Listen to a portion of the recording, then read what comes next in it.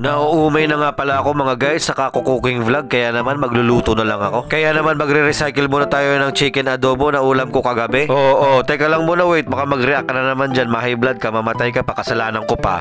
Char. Ba't hindi mo na lang kagabi bili lang yung pagluto mo ng chicken adobo? Ba't ngayon pa? Ngayon kung kailan ilang piraso na lang natitira. Diba? Siguro ganyan ang mga nasa isip ninyo ngayon. Bakit ba kayo nangingielam? Masyado kayo nagmamagaling. Vlog nyo ba to? Vlog ko to, diba? Why do you first me? Ba't kayo nangunguna? Char. Kaya naman mga guys, please lang, wag na kayo magreklamo. Ang dami-dami ng problema ng mundo at ng Pilipinas. Wag nyo nang dagdagan, please lang. Char. Isasama ko na nga rin pala si Zoro sa ating sinaing para naman mapakukuluan na mamaya at mailagay sa siopaw. Huy, hindi. Baliw. Ang kinakainis ko lang talaga, what I'm so angry about is napakaingay sa labas, lalo na ng mga lovebirds ko. Isama ko na rin kaya ito sa pagluluto para naman meron pa tayong ibang ulam na pagpipilian.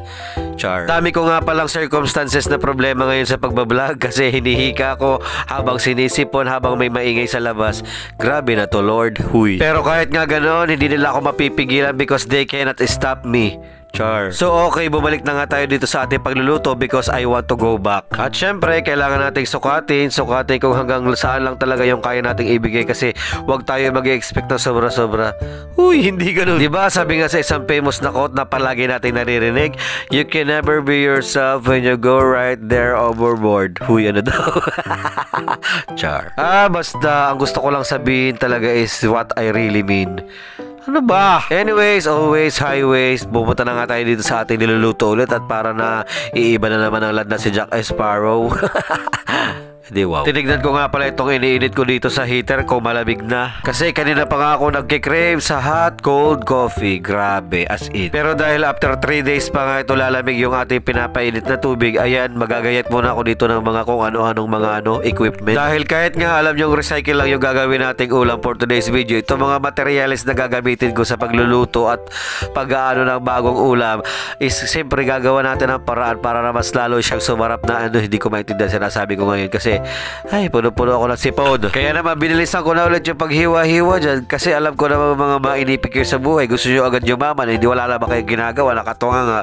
Uy, charot lang. Sana nga talaga meron dumating na presidente sa Pilipinas na magpapasweldo sa lahat ng tambay para lahat tayo mayaman. Charot. O di kaya ba't hindi na lang mag-imprinta ng maraming pera yung mga bangko para ibigay sa mga taong mahihirap na katulad natin, no? Di ba pwede naman yun? Meron naman tayo pagawaan dito sa Pilipinas ay ba't pa tayo mamumroblema sa pera? Dapat yung problema, yung pera na mamumroblema sa atin kung saan siya pupunta. Posible nga kaya mangyari yun mga guys because it's possible. Ay nako, ewan, hindi ko rin alam because I don't know.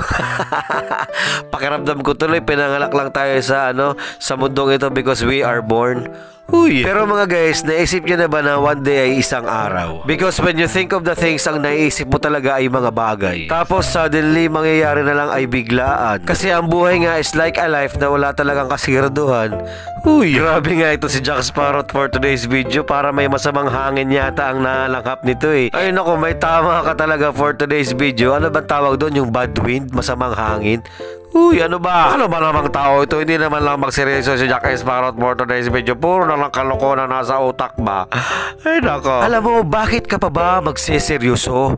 Kung paulit ka lang niyang niloloko? Bakit mo pa sasayangin ang oras mo sa kanya? Kung sa puso niya ay meron na palang ibang nagpapaligaya. Ouch, pain, sakit. Habang ako'y tumutula at nagbibigay ng saloobin, mga manok sa labas ay gusto ko na nga tantarin. Uy, ano na, naging flip topper ka na naman for today's video. Ano ba naman to si Jack Sparrow? Tumigil ka na, parang awa mo na, please lang. Have mercy. Anyways mga paruton, back to abnormal mode nga muna tayo ulit mga paruton. Pasensya na, napapatula na naman at napapaflip top na naman kayo Jack Sparrow for today's video ba? Uy. Alam nyo ba mga guys, dito si Zoro ay napakalambing na pusa, lalo pag gutom. Ay nako, pati si Luffy nakakambal niya. Same na same ang sitwasyon. Pero subukan mo na sila ay busugin. Kapag tinawag mo, aba, hindi ka papansinin. Bars. Char. Nakaka-relate ba kayo mga guys? So para nasa same kayong sitwasyon. Namukha na lang talaga tayong tagabigay lagi ng pagkain sa mga migmig natin ngayon. Char. Para sila yung mga kakilala natin na lumalapit lang pag may kailangan. Tapos bigla-bigla na lang nawawala pagkatapos kang utangan. Char! Huy, mahiya-hiya na ba kayo? Wag naman kayong ganun. Pera-pera na lang ba talaga ang pakikipagkaibigan natin sa ngayon? Grabe talaga ang style mo sa pagdadarit, Jack Sparrow. Ikaw na. Kanina nagjo-joke ka pa lang tapos bigla ka magpi-flip top. Ngayon naman seryoso na. Ano pa susunod? Baka umiyak ka na. Char! Ay nako, hindi malabo ang blurred na mangyari. Sa panahon kasi natin ngayon, ang weather na lang ang magsasabi na kahit nga kapamilya mo is part of your family. Char. Alam nyo kasi guys, first of all, una sa lahat, gusto ko kasi mag-thank you. Ang tawag doon ay pagpapasalamat. Salamat sa suporta nyo. Kasi kahit papano umuusad na tayo. Yes! Anyway mga paruton, bumalik na nga tayo dito sa ating niluluto kasi nakalimutan ko na yata kung ano ginagawa natin. Ayan, tuloy-tuloy pa rin ang halo. Minimekos-mekos pa din. Sabay lagay ng bawang at sibuyas na kanina tinadtad natin. Oo, natin kasi hindi ninyo, hindi rin kanya at maging hindi rin sa iyo. Char. Tama na Jack Sparrow kasi hindi ka na nakakaaliw. Kasi sa putong ito, nagmumukha ka ng baliw. Oo, sige na, ako na ang baliw. Pero sana wag mong kalimutan na minsan sa akin ikaw ay naaliw. Sa mga punchlines, sa jokes at sa mga patawa kong binabato, wag mo sana kakalimutan na minsan merong Jack Sparrow na nabuhay dito sa mundo. Grabe naman kaseryoso ng person. Aba, doon sa far away, sabi ni Queen Dora. Durang kita eh. Uy, joke lang. Nang gigigil sa face, doon sa malayo. Wow naman talaga. Char lang. Ay, naku, Jack Sparrow, bumalik na nga tayo dito sa ating niluluto kasi parang napakalayo na ng topic natin sa ating ginagawa for today. Uy. Nilagay ko na nga pala mga guys yung 3 itlog ng dinosaur na nakuha ko sa likod ng bahay namin. Tapos sinalo-halo ko na rin para mag-mix-mix yung lasa at saka yung mga flavors ng ating mga ina-adobo for today.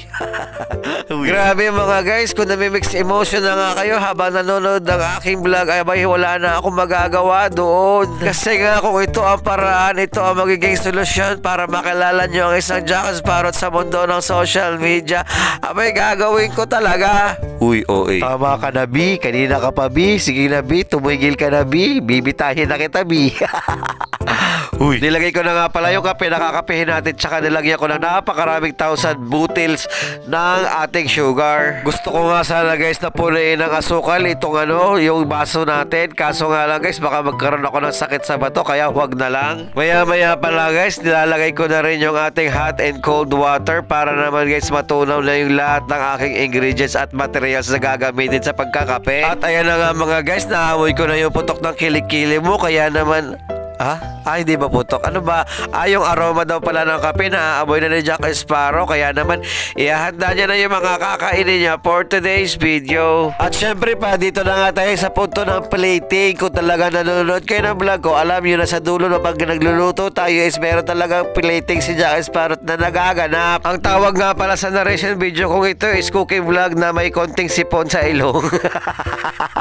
Char. At syempre pa nga mga guys, dahil luto na nga yung ating ulam, syempre ilalagay ko na rin siya dito sa ibabaw ng ating kanin na gabundok. At wag natin kakalimutan yung 3 peraso ng itlog na nakuha ko pa sa tuktok ng bundok. Wow, grabe, sobrang goods nga, quality, sabi ni Makel TV. Wow, shoutout naman dyan idol, notice me.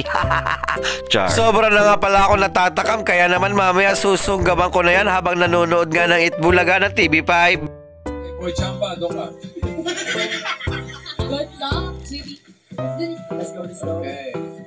At ito na nga mga guys, mga paruton kong mga guys, ang moment of truth, ang katotohanang momento. Huy. Malalaman na nga pala natin guys ang lasa kasi we will know. At syempre pa, hindi pwedeng mawala yung panulak natin na super hot and cold na coffee natin. Huwag na kayong makialam, gusto ko yon. At syempre pa, bago tayo kumain ay we will start. Kasi nga mga guys, alam nyo naman ang mahalaga ay napaka-importante. At syempre pa, kailangan natin magpasalamat sa Panginoon dahil si Lord yon. At ang pinakahihintayin yung what are you waiting for the moment. Medyo inaayos ko pa nga yung ibang bagay dito because I want to fix it. Tapos ang unang kagat, first bite yun. Wow, grabe Jack Sparrow, nakakatuwa. At syempre pa mga guys, in-enjoy na nga ni Jack Sparrow ang every minute dahil minuto yun. Wala na nga siyang pakialam sa mundo dahil he doesn't care. Basta ang alam niya lang na gagawin is he knows what to do. Basta't may pagkain, talo-talo na, wala na kung sino-sino. Basta at this moment, I don't care. Wala na akong pakialam. Kaya naman, in-enjoy na lang ni Jack Sparrow ang mga pagkain niya, mga guys. At wala na nga pala siyang pakialam kung nagugustuhan niyo pa yung vlog niya o hindi na. Pero sana magustuhan niyo pa rin. Kahit nga leftover lang yung ating kinain, alam ko tira-tira lang yun. At pwede mo pa nga i-recycle ang mga ulam na ulam ninyo kahapon. Basta hindi pa panis ha. Char. At syempre dahil patapos na naman ang ating video or vlog for today, gusto ko pa rin mag-shoutout sa lahat ng mga sumusuporta sa akin.